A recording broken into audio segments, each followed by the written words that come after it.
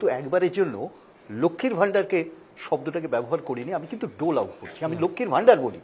অর্থাৎ সোশ্যাল স্কিমকে আমি মিলিয়ে ফেলিনি কাকে ডোল আউট করা যায় এবং আমাকেই ভোটটা দিতে হবে এই তাড়না থেকে আমাকে কিছু দিতে হবে, এরকম কোনো বাধ্যবাধকতার কথা আমি বলিনি। দ্বিতীয় প্রসঙ্গটা আমি তোমাকে আরো বিশেষভাবে বলি, ন্যায় একটা প্রকল্প ছিল, সকলেই জানে যারা ইকোনমিক্স জানে, কেনসিয়ান থিওরি বলে কনফিডেন্স থিওরি। এই আত্মবিশ্বাস মানে তোমার হাতে টাকা থাকা, খুব স্বাভাবিক, এটা আমরা ফিল করেছি প্যান্ডামিকে। সুতরাং ইট ইজ ন্যায়, কিন্তু এটা পারপেচুয়ালি তোমাকে টাকা দিতেই হবে এমন কোনো কমিটমেন্ট নয়। বাদ দাও, আমি উপসঙ্গে যাচ্ছি না। আমি তোমাকে বলবো, দীর্ঘদিন ধরে রাজনীতির সাথে যুক্ত 42টা বছর, আমি খুব কম সৎ স্টেটমেন্ট কংগ্রেস নেতাদের কাছ থেকে, মানে আমি বলতে চাইছি কংগ্রেস নেতা ইন দি সেন্স সব ধরনের, বহু মন্ত্রিসভা দেখেছি, বহু প্রধানমন্ত্রী তো দেখেছি, রাজ্যে দেখেছি, একেবারে সৎ স্টেটমেন্টের মধ্যে আমি অন্যতম এটাকে সামনে রাখবো, তার কারণ it is statesmanship, it's not leadership. এই যে অপোজিশন লিডার বলছো, অপোজিশন লিডারের ভূমিকাটা হচ্ছে এই চোখে আঙ্গুল দিয়ে দেখিয়ে দেওয়া আমি কি পারিনি তুমি কি করতে পারো, সেখানে আমি কি সাহায্য করতে পারি। This is the statement open. এবং আমার বারবার মনে হয়, তুমি নেহেরুর অ্যাডমিশনস গুলো তুমি যদি ভাবো, প্রথম 10 বছরে নেহেরু অ্যাডমিট করতেন ইন্ডাস্ট্রিয়াল পলিসিসের আমার কোথায় ঘাটতি, তখন কিন্তু কংগ্রেসকে কেউ হারাতে পারতো না, চেষ্টা করলেও না। মানে কংগ্রেস প্রার্থী যদি চেষ্টা করতেন হেরে যাব, তাও জনগণ জিতিয়ে তাকে পার্লামেন্ট অ্যাসেম্বলিতে পাঠিয়ে দিত।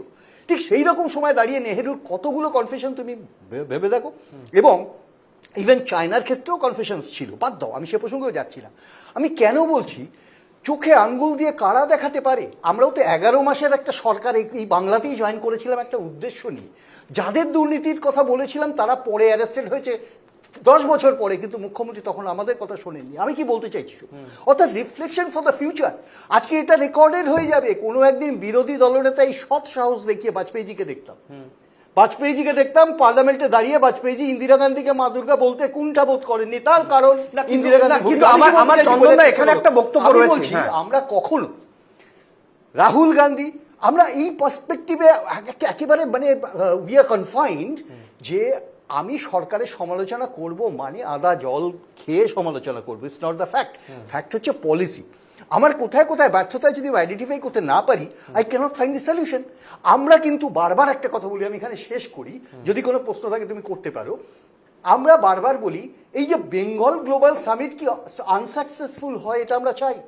আমি কংগ্রেসের প্রতিনিধি হিসেবে রাজ্য তথা দেশের সর্বভারতীয় কংগ্রেসের পক্ষ থেকে বলে যেতে চাই, আমরা সাফল্য কামনা করি, কিন্তু সাফল্যের একটা ইতিহাস থাকবে তো। অর্থাৎ দীর্ঘদিন ধরে যে ইতিহাস, আমি শুধু পয়েন্ট আউট করলাম, এটাও ঠিক রাহুল গান্ধীর মতোই কথা।